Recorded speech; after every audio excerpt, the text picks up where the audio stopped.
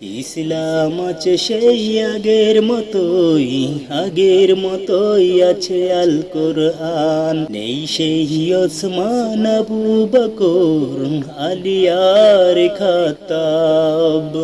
দাও খোদা দাও একজন মোর আমাদেরই মাঝে, হাজারো মোর চাই না মাবুদ একজন মোর দাও তবে, হাজারো মোর চাই না মাবুদ একজন মোর দাও তবে। হজ অধ্যায়। হাদিস 1708।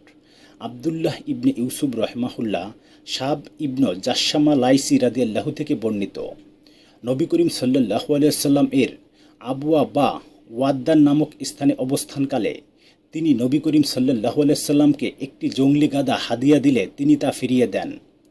এরপর নবী করিম সাল্লাল্লাহু আলাইহি ওয়াসাল্লাম তার চেহারায় মালিন্যতা লক্ষ্য করে বললেন, তা আমি কখনো তোমার নিকট ফিরিয়ে দিতাম না যদি আমি মুহরিম না হতাম।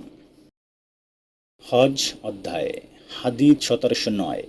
আব্দুল্লাহ ইবনে ইউসুফ রহমাহুল্লাহ আব্দুল্লাহ ইবনে ওমর রাদিয়াল্লাহু থেকে বর্ণিত যে নবী করিম সাল্লাল্লাহু আলাইহি ওয়াসাল্লাম ইরশাদ করেন, 5 প্রকার প্রাণী হত্যা করা মুহরিমের জন্য দূষণীয় নয়।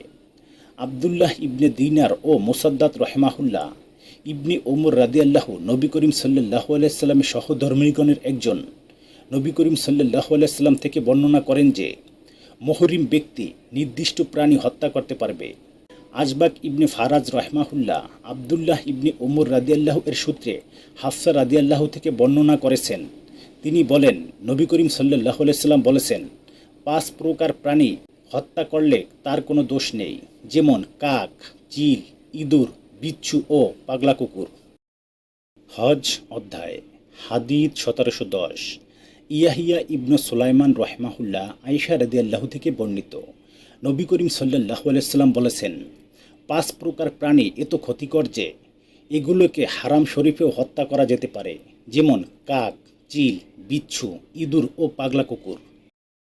হজ অধ্যায়। হাদিস 1711। ওমর ইবনে হাফস ইবনে গিয়াস রহমাহুল্লাহ আব্দুল্লাহ রাদিয়াল্লাহু থেকে বর্ণিত, তিনি বলেন, মিনাতে পাহাড়ের কোনো এক গুহায় আমরা নবী করিম সাল্লাল্লাহু আলাইহি সাল্লামের সঙ্গে ছিলাম।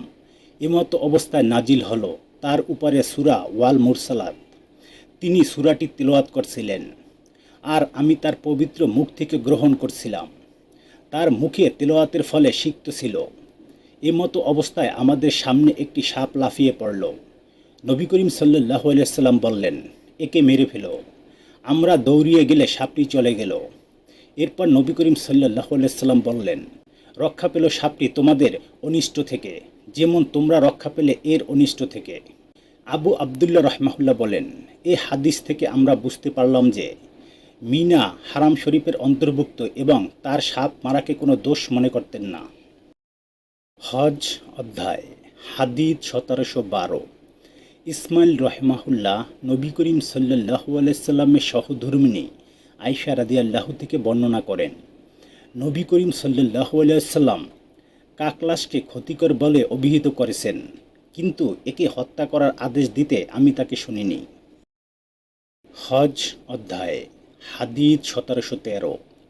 কুতাইবা রহমাহুল্লাহ আবু সুরাহ আদাবি রাদিয়াল্লাহু থেকে বর্ণিত, তিনি আমর ইবনু সাইদ রহমাহুল্লাহকে বললেন, যখন আমর মক্কায় সেনাবাহিনী প্রেরণ করছিলেন, হে আমির, আমাকে অনুমতি দিন, আমি আপনাকে এমন কথা শোনাব যা নবী করিম সাল্লাল্লাহু আলাইহি ওয়াসাল্লাম মক্কা বিজয়ের পরের দিন ইরশাদ করেছিলেন।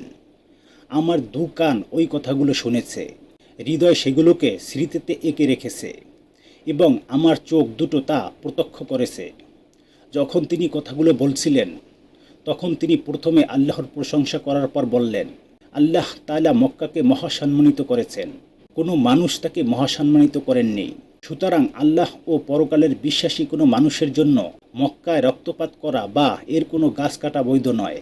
আল্লাহ রাসূল কর্তৃক লড়াই পরিচালনার কারণে যদি কেউ যুদ্ধ করার অনুমতি দেয়, তাহলে তাকে তোমরা বলে দিও, আল্লাহ তার রাসূল সাল্লাল্লাহু আলাইহি সাল্লামকে তো অনুমতি দিয়েছিলেন, তোমাদেরকে তো আর তিনি অনুমতি দেননি।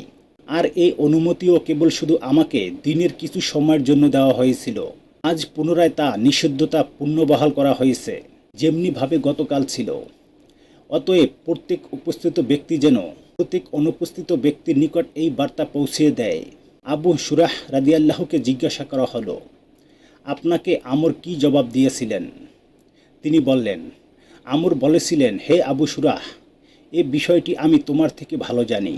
হারাম কোনো অপরাধীকে হত্যা করে পলাতক ব্যক্তিকে এবং চুরি করে পলায়নকারী ব্যক্তিকে আশ্রয় দেয় না। আবু আবদুল্লাহ রহমাহুল্লাহ বলেন, খরবাতুন শব্দের অর্থ হলো বালিয়াতুন বা ফিতনা ফাসাদ।